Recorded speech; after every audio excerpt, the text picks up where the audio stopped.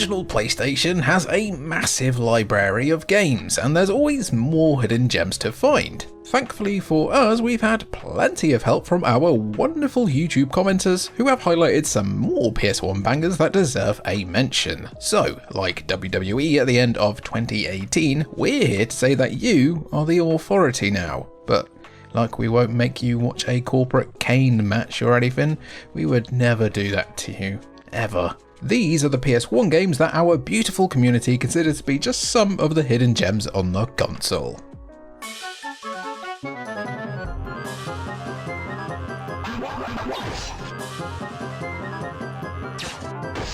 We've been known to celebrate the tactical RPGs around these parts, with both Tactics Ogre and Final Fantasy Tactics earning a decent amount of play from us, but Big Dave in our comments section had another suggestion in mind. Vandal Hearts was a great little strategy RPG that I never hear about anymore. Well, Big Dave, you've now manifested a bit of Vandal Hearts coverage. Now quickly, manifest a new F-Zero game while you're at it, we need your help. One of many franchises from Konami that's seemingly been abandoned over the years, Vandal Hearts follows the same pattern as a lot of other strategy RPGs of the time, with battle taking place over an isometric grid. Each side takes turns moving units around, with the units boasting one of 7 unique classes. Naturally, there's a rock paper scissors like weakness chart to consider, with melee being strong against archers and mages, archers being deadly against flying units, while airborne units can wreck swordsmen. There's some additional nuance to consider as the 3 magical classes add an extra wrinkle to your strategy, ensuring Vandal Hearts remains a compelling tactics experience from start to finish. The story to Vandal Hearts might be one of its best features though, as you control a knight by the name of Ash Lambert. A member of the Republic of Ishtaria, Ash and a group of his friends stumble upon a government conspiracy by some corrupt officials to turn the Republic into a tyrannical empire.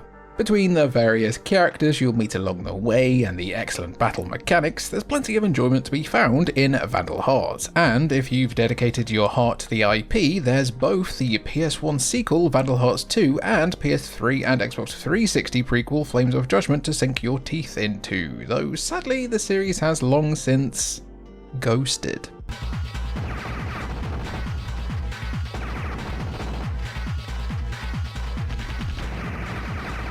Ghost in the Shell is probably a lot of people's first port of call when it comes to the world of anime not named Pokemon. It's between Ghost in the Shell, One Piece and Dragon Ball, let's be honest. I can't go 5 minutes without jamming an Attack on Titan reference into one of these videos personally, while Ghost in the Shell has become a globally recognised franchise with multiple spin-offs and an incident that occurred in 2017, you might have forgotten about the PS1 game from 1997. Stash Merkin 9576, was that Merkin as in for pubes? Never forgot though, stating the Ghost in the Shell game for PS1 was excellent. Short and to the point there, Stash, but your comment is definitely valid, as the game offers a new look into the cyberpunk world of Ghost in the Shell without simply rehashing the events of the original manga. Do you personally say manga or manga? Let me know down below. The original English voiceover cast from the first movie make a return to voice their characters in the game too, which is a nice touch for fans of the series.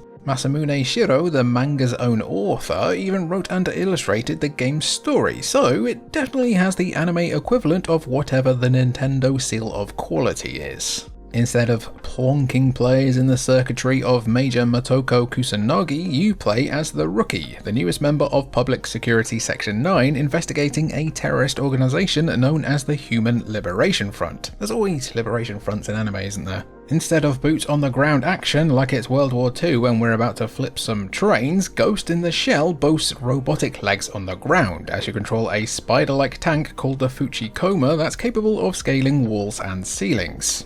You should come to expect this from the guys behind Jumping Flash. While the game has been considered to be a bit on the easy side, the various objectives across the missions and the novel abilities the Fuchikoma is capable of ensure Ghost in the Shell is entertaining as hell. Also, what a beautiful game. If only we'd realised that earlier.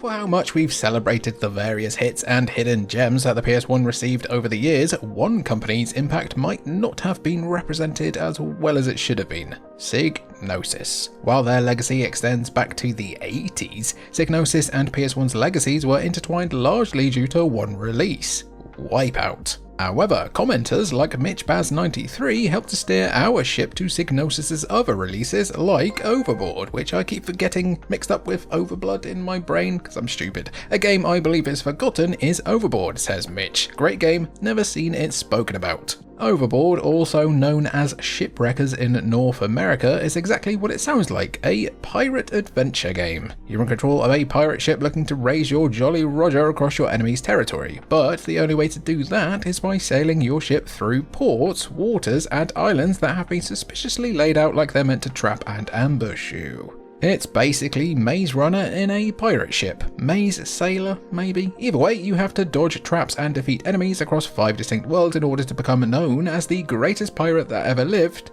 in under 1,000 chapters. If that isn't enough to convince you why Overboard is considered a hidden gem, the game also supports 5-player multiplayer matches via the 4-way multi-tap connector, though managing to get hold of 5 controls back during the late 90s sounds like a nightmare. Never mind 4 friends on top of that. Why didn't they just go to 6 players though? Did they have to keep on moving or something? With its silly tone and fun gameplay, it's a shame that Overboard didn't gain much attention when it launched, though it's not surprising considering Psygnosis launched 14 other games in 1997 alone, which is almost as many Last of Us ports as we got in the last 2 years. Talk about the grind, eh?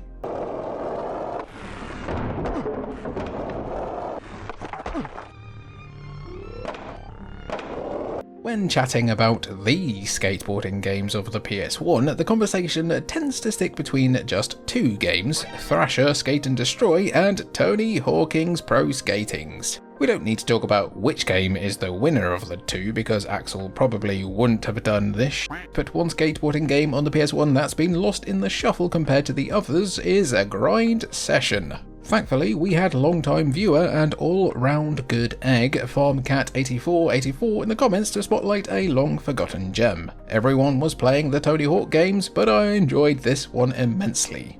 Like other skateboarding games, Grind Session sees players travelling to different locations, trying to complete goals and earn the most points across the various levels. Grind Session did launch after Tony Hawk with a demo that is the stuff of legend for some people, so the two share plenty of similarities in terms of gameplay. Admittedly, Grind Session is pretty derivative of Tony Hawk in a few ways, with mostly similar controls, along with the fact that Grind Session even included the level Burnside from THPS1. It was a real location of course, so it's not like they were copying, but they definitely knew what they were doing here.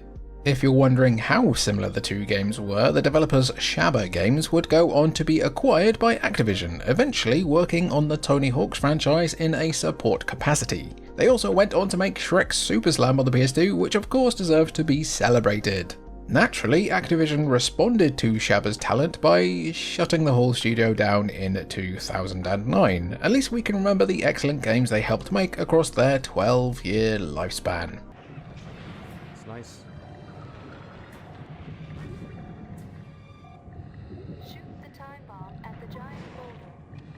If you want the byword on underwater exploration, people will likely point to Subnautica, Unknown Worlds' survival franchise that allows you to become intimately familiar with whatever horrors lie beneath the surface of the water. Spoiler alert, there's a lot of horror, but no third-party 360 controllers. However, Subnautica isn't the first underwater exploration game, with Almost Cool Guys in the YouTube comments letting us know about another forgotten whipper. Gotta add Treasures of the Deep to this list. Awesome underwater shooter. You got it, boss. Developed by Black Ops Entertainment of later America's 10 Most Wanted fame, Treasures of the Deep thankfully has got nothing to do with one man proposing to an octopus. You control a deep-sea diver searching beneath the waves, but treasure isn't the main focus of the game. While Treasures of the Deep opens up with players raiding downed Spanish galleons or Aztec treasures in underwater tombs, many of the game's 14 levels sees the player facing off against Seismic Corporation, who have been committing many illicit acts under the sea. You can't exactly get treasures from the deep if there ends up being no deep to get treasures from, after all. Across the game's levels, you'll utilise a slew of different wetsuits before graduating into actual submersible vehicles, fending off hostile humans and the wildlife in the process. You're going to be attacked by a lot of sharks, is what we're saying. For a PS1 game, Treasures of the Deep's depiction of life under the sea deserves to be preserved in the Hall of Fame, as the atmosphere, tone, and often claustrophobic nature of being underwater is on full display here. Also, there's an unlockable bonus level where you control a shark to get revenge on the various sea life and divers unfortunate enough to be in your way.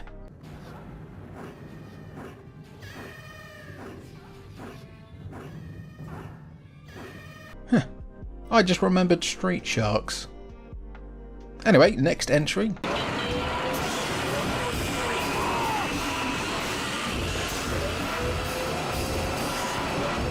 Gregatron Gaming's comment of "Power Shovel is my favourite PSX game that I don't see listed a lot" might have missed the eyes of most who have scrolled through our comments section. It's unassuming and doesn't really give you an idea of what the game might be about, but that absolutely does not describe the game itself. Anyone curious enough to wonder what the hell Power Shovel's deal is will find one of the most bonkers games on the entire console.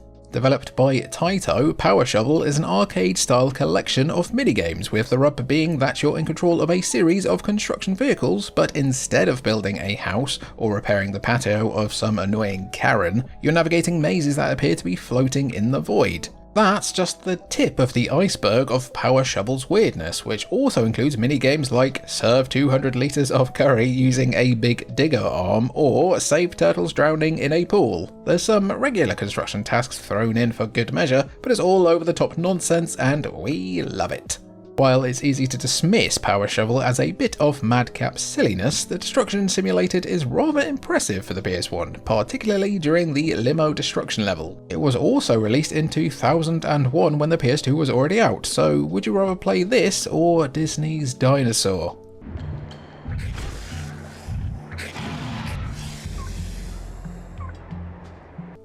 Yeah, tough call. The real feather in Power Shovel's cap though is the special controller that Taito made to go alongside special edition releases in Japan. Shaped like the controls of an actual digger, the controller features two massive joysticks along with all the buttons needed to use the thing like a regular controller.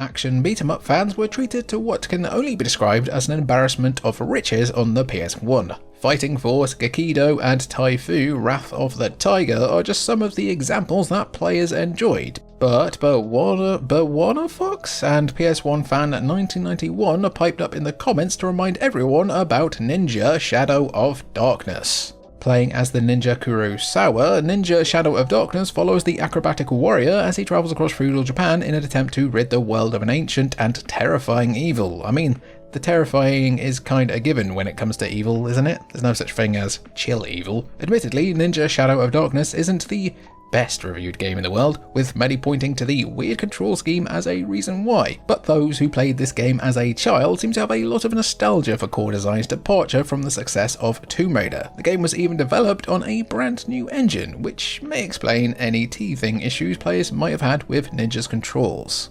Still, even with the negative reviews, Ninja Shadow of Darkness's beat-em-up gameplay is a lot of fun, and the huge amount of power-ups and new weapons ensures that the combat doesn't get old. Just good luck to anyone who is going to attempt to play this game, as Ninja Shadow of Darkness earns a reputation for being one of the hardest games of the PS1. At the very least, if you're feeling a bit overboard about playing this, if you catch our drift, you can always use save states to make the game somewhat easier. You're on your own for the rest of it though.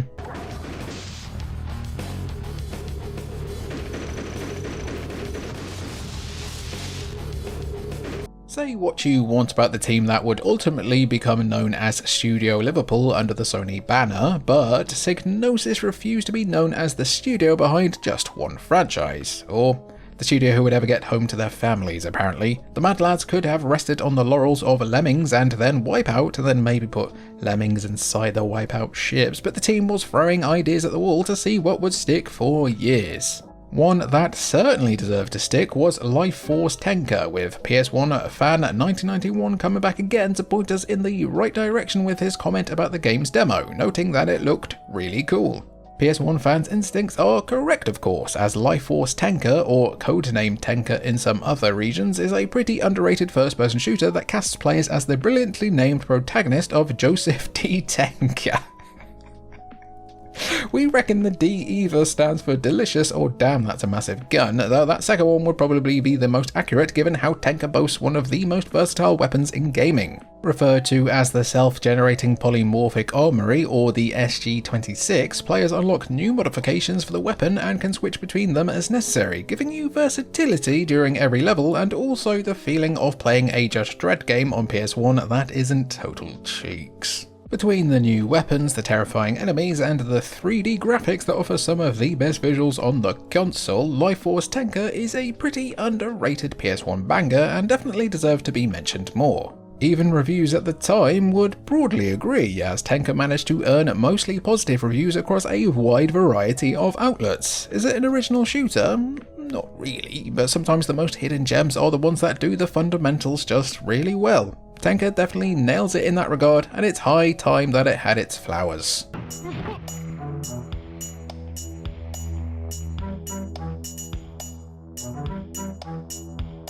Oh yeah. Unlike other hidden gems we've covered in the past, Time Commando is a relatively easy game to play in the modern age, as there's a port of this 1996 adventure available right now on Steam. Despite surviving the ravages of time, unlike plenty of other PS1 games from 1996, Time Commando is still considered a bit of a hidden gem, with our pal Andrew going to bat for the game in our comments. I wouldn't claim it's a good game, but it holds a special place in my heart. We appreciate the honesty there, Andrew, and you might be onto something. Perhaps the best place to search for hidden gems is with games that were given a pretty harsh reception?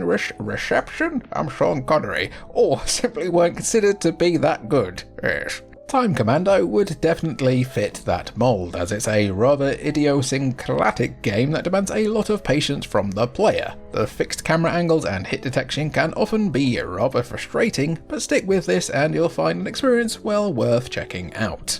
Unfortunately for those hoping that Time Commando is some kind of crossover between Jean-Claude Van Damme's Time Cop and Arnie's Commando, Time Commando sees players facing off against a machine running rampant thanks to a virus which has caused a huge time vortex that threatens the whole world. As the immaculately named Stanley, who looks like me when I read your mean comments about my pronunciation, you need to travel to various time periods from prehistoric Earth to the far-flung future, defeating enemies as you go. How does that stop the virus, you ask? Dunno, shooting an IKEA clock or something? Stop asking questions and enjoy a silly action-adventure game all hell night long.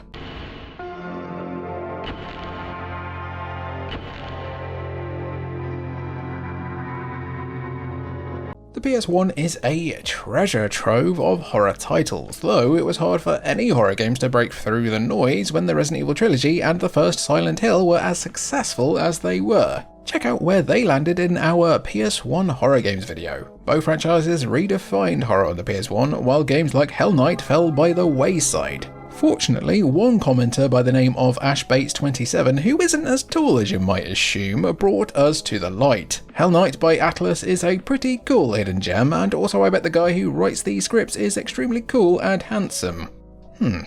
While the second half of that comment is clearly the deranged ravings of a lunatic who actually thinks The Bouncer is a good video game, the first part is definitely true. A first-person survival horror game, Hell Night could be considered a bit of a precursor to the likes of Amnesia, Outlast and other pacifist horror games. In the subway tunnels of Tokyo, you're forced to hide from a mutant creature known as the Hybrid, who cannot be killed and will absolutely eviscerate you if it manages to catch you. As you make your way through the subway tunnels, you'll enter an area known as the Mesh, a self-sufficient society of people who became disenfranchised with a way of life above the surface, but are about to be disrupted by this vicious mutant. Fortunately for you, the Mesh plays host to a variety of characters who can join you in your exploration, giving you special abilities to help you survive against the monster. However, characters may have their own motivations and goals too, and there are multiple endings depending on who survives, making Hell Night one of the most unique horror games on the PS1. Talk about a hidden gem, eh? Maybe that Ash Bates guy was right after all. Definitely not about the bouncer though. He was right about Urban Rain. He did have that. Outro gang, we did it again. You're in a very special club if you're still watching, because most people just, when they see the outros come in, they just kind of click off. So if that's not one of you who's now here, because you're still here, wow, this is going well, you can comment, I made it Mr. Connery down below, and I'll get you across a free Steam key while stocks last. I've been Jimmy for Cultured Vultures, it's been good to have you, and thank you for watching.